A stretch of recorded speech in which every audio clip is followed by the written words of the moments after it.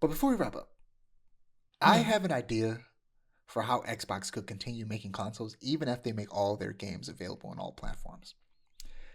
This idea was sparked by Captain Chats on Twitter, saying, if Xbox does make its next console a console slash PC hybrid, that would be the difference. And in my opinion, that would be awesome. An open ecosystem where I can buy and play my games anywhere, including the new console.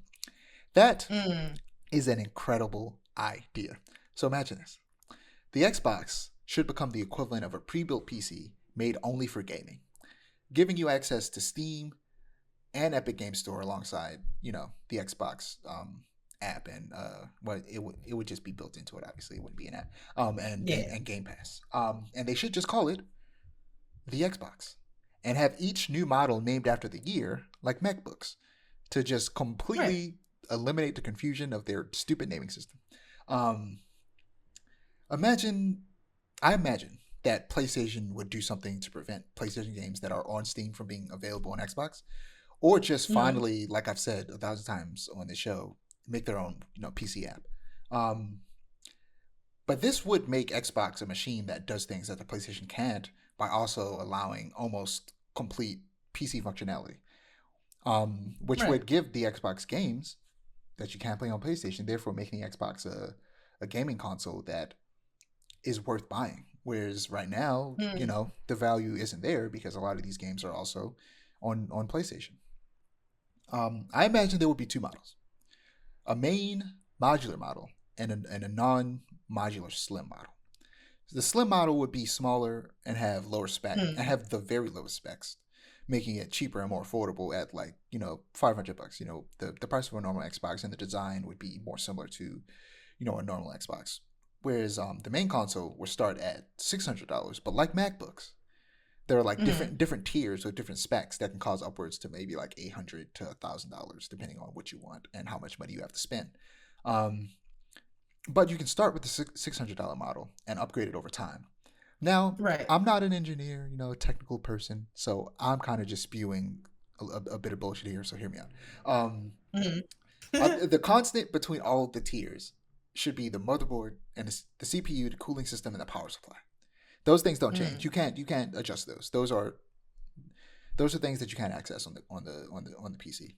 But you can upgrade the graphics card, the RAM, and the storage using Mm. proprietary Microsoft options. Which that Mm. that part could be a mixed bag. People hate when you start doing proprietary stuff versus letting people choose. Um, Right. but like in my mind, they probably make it proprietary, but also make it to where these proprietary things aren't just for their box. You can use it for your own on PC as well. Mm. Um, that way, they kind of get around a bit of the problems that come with that. So you can use theirs on your PCs, but you can use other people's stuff on their PC, basically. Right. Um, so that way, new graphics cards come out every year. Um, that way, when Microsoft makes a new one every year, rather than buying a whole new console, they build the Mm. console in a way where you can easily slot in and out new graphics cards. But Mm. eventually, technology will get to a point to where the next graphics card is too powerful for the CPU that you have, and the cooling system and the power supply aren't strong enough to handle the new GPU and RAM and all that stuff. So you'll have to upgrade to a new shell that has Mm. an upgraded CPU, a better cooling system, bigger power supply or whatever, or a more efficient power supply, and then you can start Mm. using the next 5 years of releases of those RAM sticks and graphics cards and storage devices. And Right. like I said, I'm not a technical guy. I don't necessarily know how this shit works, but you get the idea of what I'm going for, and I don't think it's completely out Yeah. of the realm of possibility in terms of making it work. That would be a good direction for Xbox to go, and like I actually sent this as a super chat in a YouTube stream I was watching of these people who are games journalists. They've been in the industry. I sent it, and one of the dudes, and specifically on this Gamecast, it was some older dudes who's been doing it for a while, and one of them was like, "That's a possibility," and I was like, "Oh, Oh.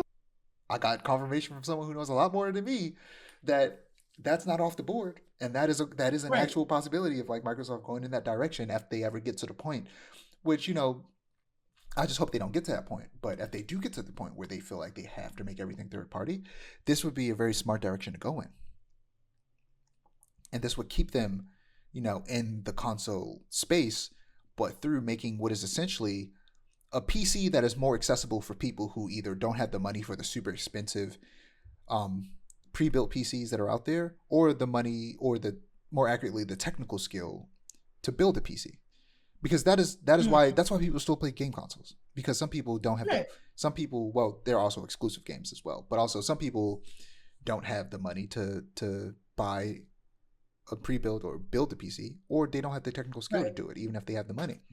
Um, Right. and a console is easy. You just buy it, you cut it on, you set up your account, and then you put the disc in or download the game. It's that simple. Mm.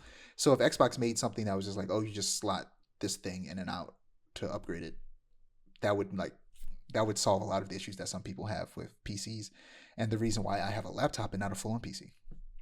Right. This could be cool if they were to do something like this. Be interesting.